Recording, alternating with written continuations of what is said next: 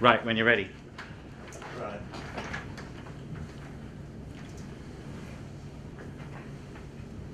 What I'm doing is it's going to be more of a magazine format for a not so much a prospectus, but more kind of a.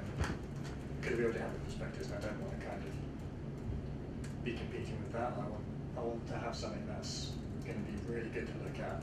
It's going to have some information, some encouragement, and the aim is generally to get people to be excited about coming to art, doing art and design, or any of those kind of subjects, creative subjects, at Chichester College.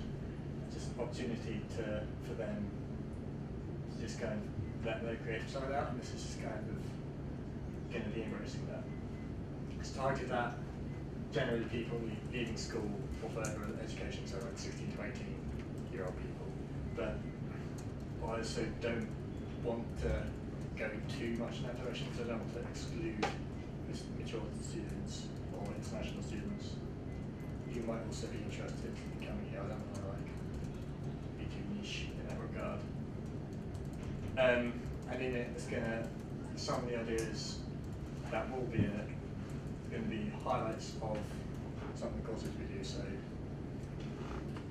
there's some of the kind of best creations that can come out of that, like showcases of art that's been done, creations that have been made, like obviously graphic design, because I'm doing graphic design, so it'd be a great opportunity to get a lot out of this. But also in a lot of the art studios, fashion, sculpture, architecture, all that. I do want to include in some regard. Also, one of the things I want to put in is student interviews specifically. So I'll go around and I actually will have some interview questions set beforehand and just kind of ask people about their experience in a particular course. And I want to do that I want to cover kind of all of the bases of that. So somebody who might be interested in a particular topic has got that kind of relation. It's somebody who has experienced that, they've got that there, so it's kind of like first-hand experience being communicated. As well as one of the things that I wanted to have to kind of make it a bit more for the reader as opposed to for the college was creative guides, like step-by-step kind of processes, like how to do a double exposure photograph, for instance. Just the kind of little tidbits just to put in there. Just so the person reading it actually learns something about the subject at the same time that they're learning about, this institution. I thought that was good. Looking at similar and existing prospectuses and material, I really liked that kind of simple title process from the University of Birmingham, I believe. It's just a circle of people essentially, and it's just a clean design, which I really liked. A lot of other prospectuses, I really liked having these whole pages dedicated to this really nice crisp image with content on the other side. I probably wouldn't even have that much writing on the page. I want to keep it, have quite a bit of negative space. I want to keep it quite minimalist. But I really liked this kind of colour scheme, not so much green, but just having that like duotone colours, just very, very, very minimalist in terms of the colour scheme. But also, like these kind of double braid spreaders, which it's a simple image. Just in that case, it's just a colour palette from an art studio somewhere. It's just really simple, but that coupled with an inspirational quote, just really effective, really nice to look at, I think. Over here, that is something I really liked. You can't really see it here, but what it is, it's the same picture taken from a camera, but it's got different settings on it, and it's kind of made it into a grid, so you can kind of see the different settings made from the camera. And I thought that was really interesting. And that's kind of one of the things with regards to creative processes I kind of wanted to include in there. With just going around, just taking some initial photos, I really liked, one of the things obviously is to show off Chichester College, because we have some quite nice buildings at Chichester College, especially up front, but the art design department just looks quite nice. Definitely something that I'd want to include in there, like photos of obviously teachers interacting with students, so showing that they've got that kind of support available. That serial killer picture is It's freaking me out. I can't. Can we go to the next picture, please? Mate, literally, all I'm staring at is that. I don't even listen to what you say. That's Was it? Oh. Remember, Oh yeah, I remember. After midnight. We strike. Yeah, so that's the creative side of difficult to talk too much about that. Looking at the fonts I wanted to use, I wanted to, for the display font, I wanted a sans serif font to contrast with the serif font of the body copy. So looking at a few of them, I actually ended up choosing 2 display fonts, which may be a bit iffy, but one of them, which is I would go on the cover, is a lot taller, so in terms of page space it can go across the page and take up quite a bit more space, and just kind of fill the page a bit more. But and I really like that, as well as it being in all caps, so that's something I really liked. But as far as display type in the actual magazine itself goes, I really liked this font here, which is Captain. It's very geometric font, made out of, you can tell that they're very similar to like circles, squares and triangles and like that. But it's very almost an inoffensive font, because it doesn't, it's not too straight, it's not too harsh, but it's also quite bold font. I'm going to have to speed you up a little bit, Josh. I really like that. Okay. And for the body copy, I went for Enos, because I thought it worked quite well with that. For colour schemes, I started by looking at the Chichester College prospectus and the art and design section, and I actually made on the Daily Cougar a palette from that, and you can see it uses contrasting complementary colours, which I thought was interesting. So I tried doing a few of those, just basic, using the title, just adjusting it to it doesn't use all the colours in there, just to get kind of snapshot. Get some ideas. I didn't really like how the first 2 came out, but then I tried going for monochromatic, and it kind of looked a bit better. So using that, I did that mock-up, just really with the dark blue, the white text just in your face,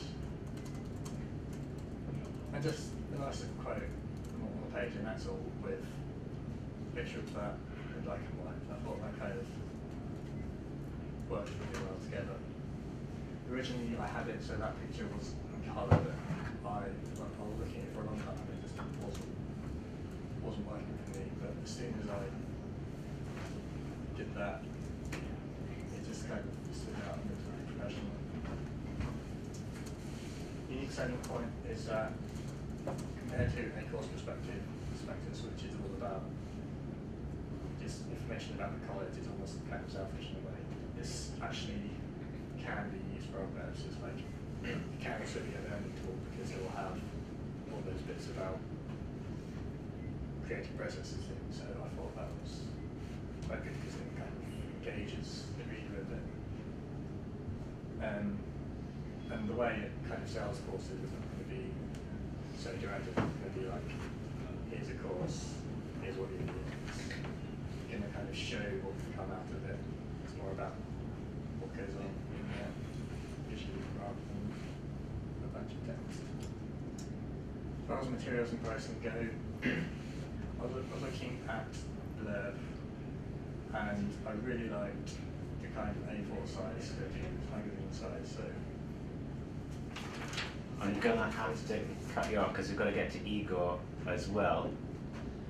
I think it's great that you've looked at costings and things. That's something that other people haven't kind of done, and that's a really good advantage.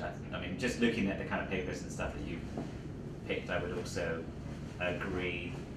118 GSM is not that much actually. You might even want to go, but it depends on the price. You got one more slide for us? Yeah, as far as I just wanted to see part of this. What the fuck?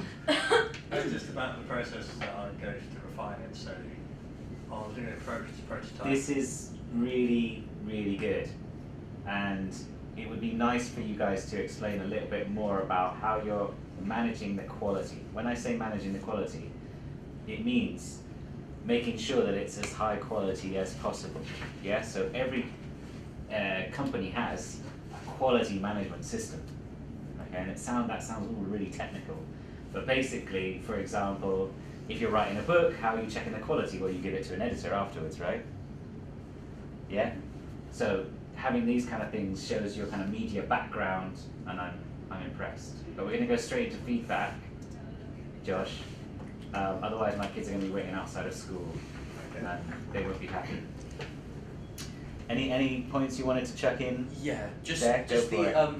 when you said about the little nitpicks about the creative process, would that be for all types of that you're going to look into, or was it just going to be for graphic design?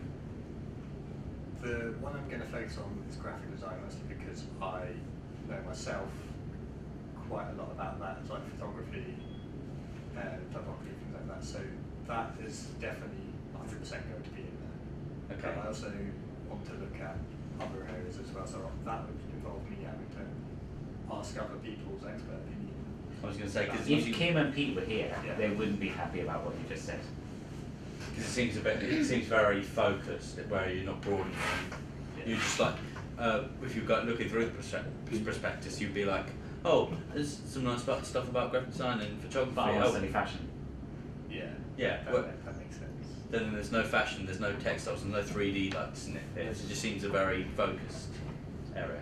Saying that, my favourite aspect of your whole project is this like creative tips. I thought that part of the camera settings and being changed throughout, those are the kind of things that made me want to study, to know those kind of technical aspects and the processes of art, because they're general, aren't they?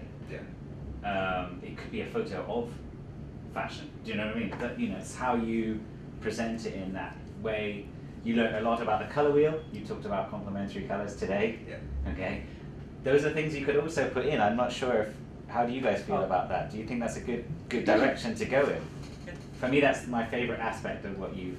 Yeah, I did I'm like not sure it. about the interviews. I would say and for things. each subject, if you like, say if it was photography, if you just like give the tips, like when I wanted to edit some pictures and I had to go online, watch 10-minute video to see how I could do vintage. Yeah. If you just like did in a couple of steps, saying you do this setting, do that settings, somebody can open it and be like, well, I could make like vintage photo in like 5 minutes. If you did like tips for each subject, and then people would want to probably go there and like learn more about those tips, but they will make it easier. Yeah. That's Yeah, maybe even ask like teachers about a few more tips. What are the top 10 things you need to know as an art student? Regardless of the subject, you do need to know about colour, you do need to know about photography, right? Yeah. Like, you can't go through a course and not take pictures. You need to know about doing thumbnail sketches, how to note take, all of those kind of things. What are the top 10 things that if you were talking to yourself in 5 years' time, there was another one of you coming through college, what would you say, oh my god, that'll make your life so much easier? Well, you could go around and ask like a couple like students and say like, what's the most essential thing? That you've learned. Don't forget your memory stick. Yeah. Or don't lose it. So they Get a hard drive.